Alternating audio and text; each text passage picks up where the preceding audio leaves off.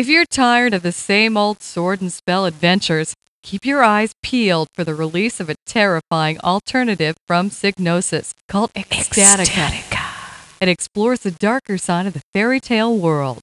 The player takes the role of a traveler who's been on the road too long. He pulls into a nearby town to quench his thirst and take a rest.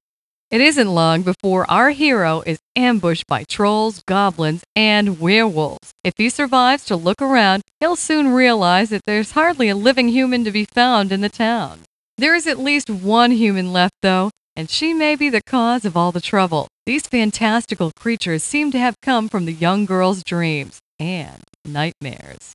This is a huge game featuring 250 interconnected locations, many of which are subdivided into smaller areas encompassing the village, the surrounding fields, the local castle, and various other nearby buildings.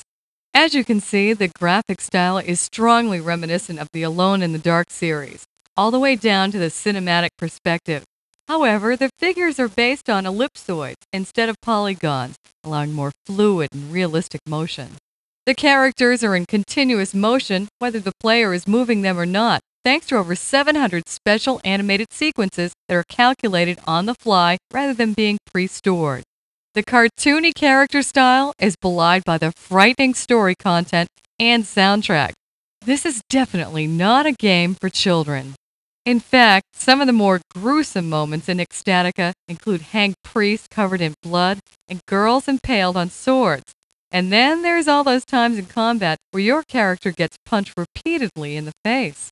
While not bearing much visual similarity to them, Esctatica should probably be grouped in with Harvester and Phantasmagoria as major entries in a relatively new genre, the horror game. Nevertheless, it promises to be a unique and fascinating product.